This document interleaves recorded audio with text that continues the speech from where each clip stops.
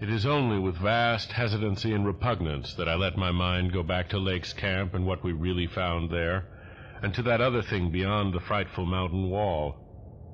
I'm constantly tempted to shirk the details and to let hints stand for actual facts and ineluctable deductions. I hope I have said enough already to let me glide briefly over the rest, that is, of the horror at the camp.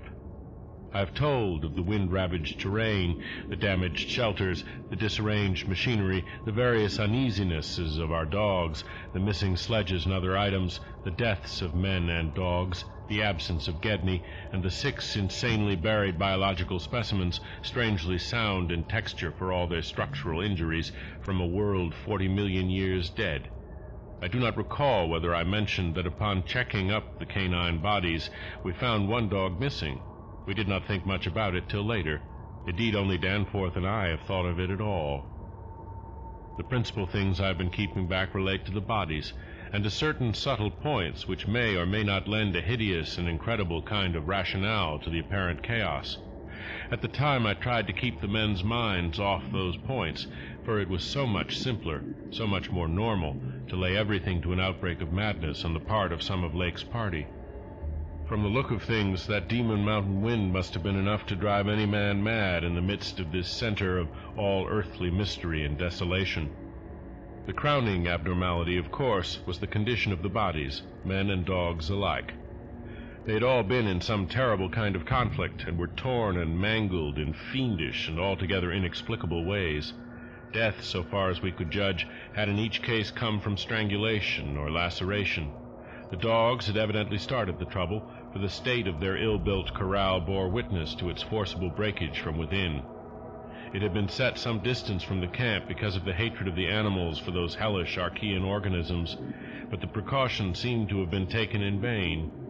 When left alone in that monstrous wind behind flimsy walls of insufficient height, they must have stampeded, whether from the wind itself or from some subtle, increasing odor emitted by the nightmare specimens, one could not say. Those specimens, of course, had been covered with a tent cloth, yet the low Antarctic sun had beat steadily upon that cloth, and Lake had mentioned that solar heat tended to make the strangely sound and tough tissues of the things relax and expand.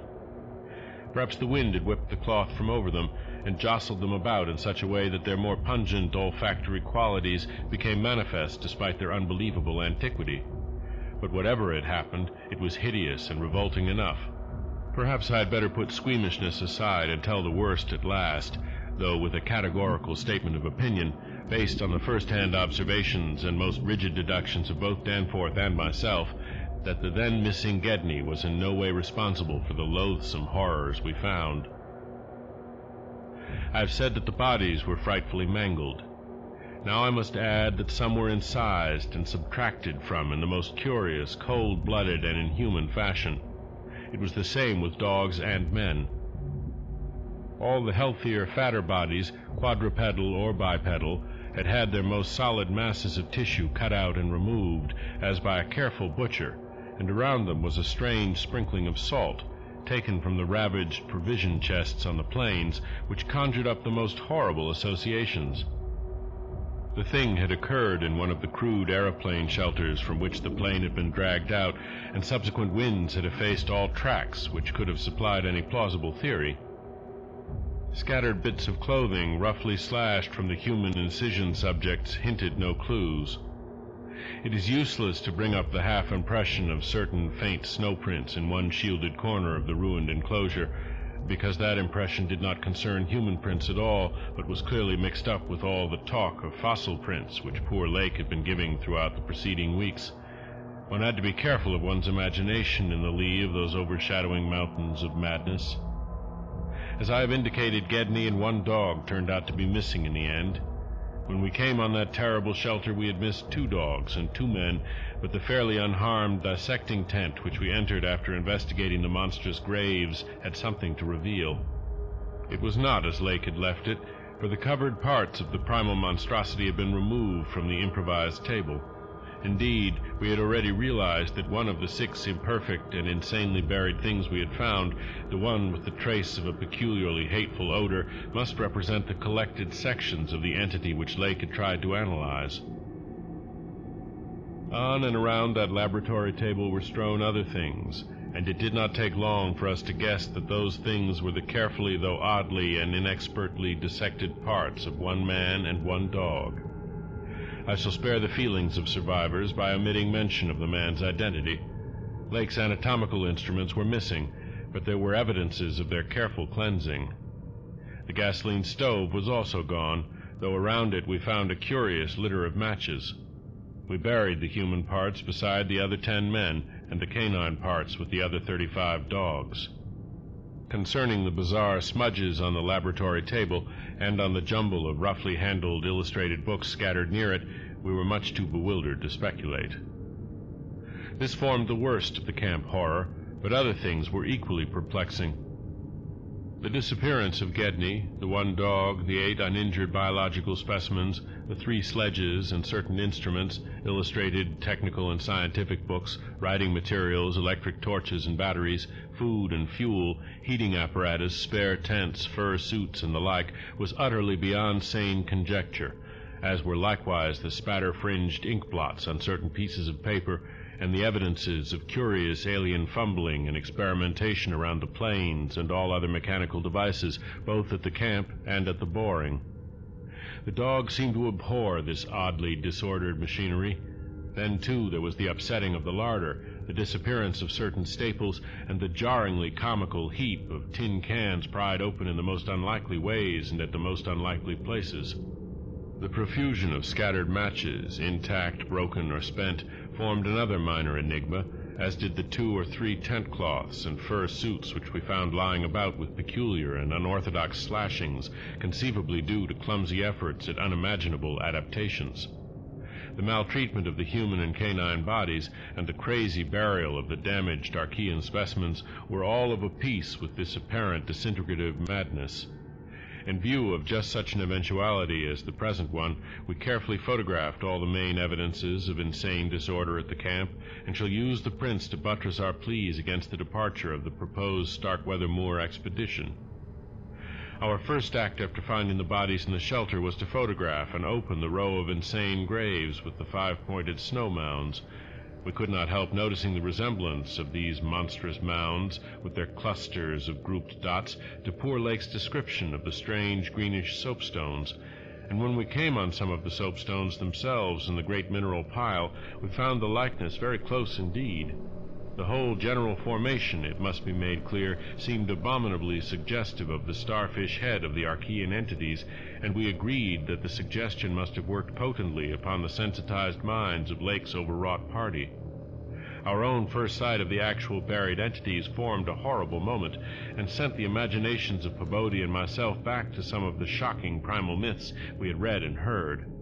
We all agreed that the mere sight and continued presence of the things must have cooperated with the oppressive polar solitude and demon mountain wind in driving Lake's party mad.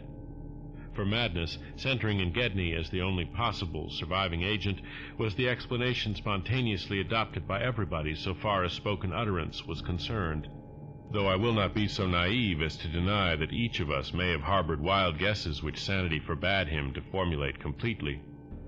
Sherman, Pabodie, and McTighe made an exhaustive aeroplane cruise over all the surrounding territory in the afternoon, sweeping the horizon with field glasses in quest of Gedney and of the various missing things, but nothing came to light.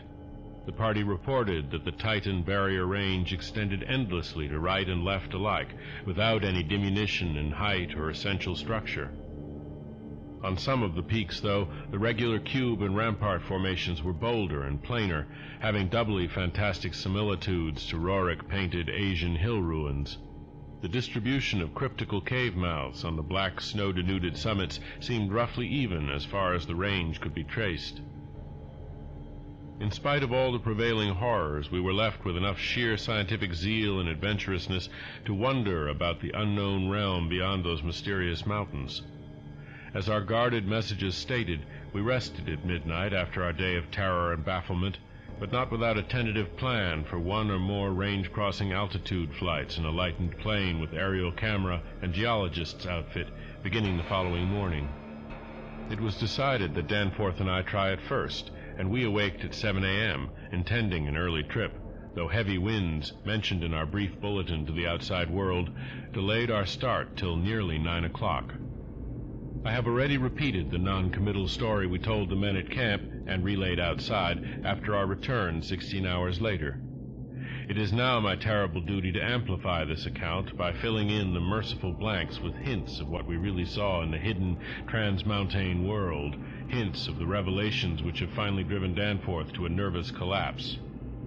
I wish he would add a really frank word about the thing which he thinks he alone saw, even though it was probably a nervous delusion, and which was perhaps the last straw that put him where he is, but he is firm against that.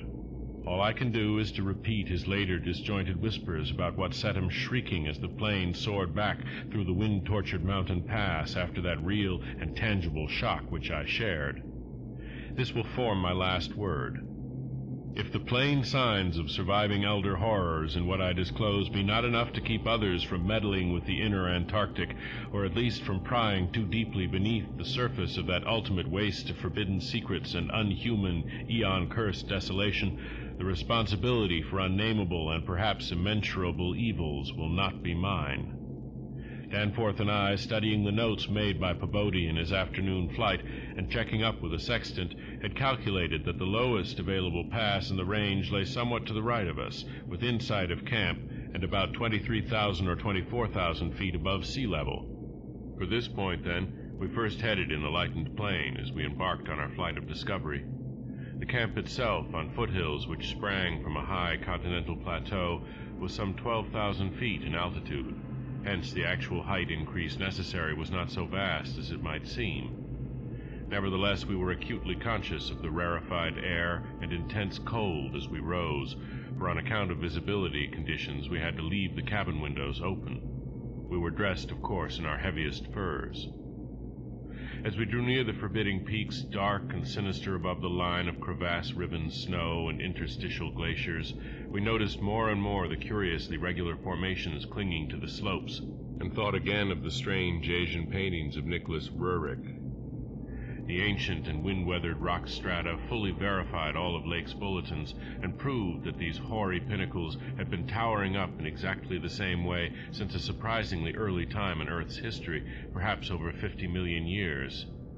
How much higher they had once been it was futile to guess, but everything about this strange region pointed to obscure atmospheric influences unfavorable to change and calculated to retard the usual climatic processes of rock disintegration. But it was the mountainside tangle of regular cubes, ramparts, and cave mouths which fascinated and disturbed us most. I studied them with a field glass and took aerial photographs whilst Danforth drove, and at times relieved him at the controls, though my aviation knowledge was purely an amateur's, in order to let him use the binoculars. We could easily see that much of the material of the things was a lightish Archean quartzite, unlike any formation visible over broad areas of the general surface, and that their regularity was extreme and uncanny to an extent which poor Lake had scarcely hinted. As he had said, their edges were crumbled and rounded from untold eons of savage weathering, but their preternatural solidity and tough material had saved them from obliteration. Many parts, especially those closest to the slopes, seemed identical in substance with the surrounding rock surface. The whole arrangement looked like the ruins of Machu Picchu in the Andes, or the primal foundation walls of Kish as dug up by the Oxford Field Museum expedition in 1929, and both Danforth and I obtained that occasional impression of separate cyclopean blocks which Lake had attributed to his flight companion Carroll. How to account for such things in this place was frankly beyond me, and I felt queerly humbled as a geologist. Igneous formations often have strange regularities, like the famous Giant's Causeway in Ireland, but this stupendous range, despite Lake's original suspicion of smoking cones, was above all else non-volcanic in evident structure. The curious cave mouths near which the odd formations seemed most abundant presented another, albeit a lesser puzzle, because of their regularity of outline. They were, as Lake's bulletin had said, often approximately square or semicircular, as if the natural orifices had been shaped to greater symmetry by some magic hand. Their numerousness and wide distribution were remarkable and suggested that the whole region was honeycombed with tunnels dissolved out of limestone strata. Such glimpses as we secured did not extend far within the caverns, but we saw that they were apparently clear of stalactites and stalagmites. Outside, those parts of the mountain slopes adjoining the apertures seemed invariably smooth and regular, and Danforth thought that the slight cracks and pittings of the weathering tended toward unusual patterns. Filled as he was with the horrors and strangenesses discovered at the camp, he hinted that the pittings vaguely resembled those baffling groups of dots sprinkled over the primeval greenish soapstones so hideously duplicated on the madly conceived snow mounds above those 6 buried monstrosities. We had risen gradually in flying over the higher foothills and along toward the relatively low pass we had selected. As we advanced, we occasionally looked down at the snow and ice of the land route, wondering whether we could have attempted the trip with the simpler equipment of earlier days. Somewhat to our surprise, we saw that the terrain was far from difficult as such things go, and that despite the crevasses and other bad spots, it would not have been likely to deter the sledges of a Scott, a Shackleton, or an Amundsen. Some of the glaciers appeared to lead up to wind-bared passes with unusual continuity, and upon reaching our chosen pass, we found that its case formed no exception. Our sensations of tense expectancy as we prepared to round the crest and peer out over an untrodden world can hardly be described on paper, even though we had no cause to think the regions beyond the range essentially different from those already seen and traversed. The touch of evil mystery in these barrier mountains and in the beckoning sea of opalescent sky glimpsed betwixt their summits was a highly subtle and attenuated matter not to be explained in literal words. Rather was it an affair of vague psychological symbolism and aesthetic association, a thing mixed up with exotic poetry and paintings and with archaic myths lurking in shunned and forbidden volumes. Even the wind's burden held a peculiar strain of conscious malignity, and for a second it seemed that the composite sound included a bizarre musical whistling or piping over a wide range as the blast swept in and out of the omnipresent and resonant cave mouths. There was a cloudy note of reminiscent repulsion in this sound, as complex and unplaceable as any of the other dark impressions. We were now, after a slow ascent, at a height of 23,570 feet, according to the aneroid, and had left the region of clinging snow definitely below us. Up here were only dark, bare rock slopes and the start of rough-ribbed glaciers, but with those provocative cubes, ramparts, and echoing cave mouths to add a portent of the unnatural, the fantastic, and the dreamlike. Looking along the line of high peaks, I thought I could see the one mentioned by poor Lake, with the rampart exactly on top. It seemed to be half lost in a queer Antarctic haze, such a haze perhaps as had been responsible for Lake's early notion of volcanism. The pass loomed directly before us, smooth and windswept between its jagged and malignly frowning pylons. Beyond it was a sky fretted with swirling vapors and lighted by the low polar sun, the sky of that mysterious, farther realm upon which we felt no human eye had ever gazed. A few more feet of altitude and we would behold that realm. Danforth and I, unable to speak except in shouts amidst the howling, piping wind that raced through the pass and added to the noise off the unmuffled engines, exchanged eloquent glances.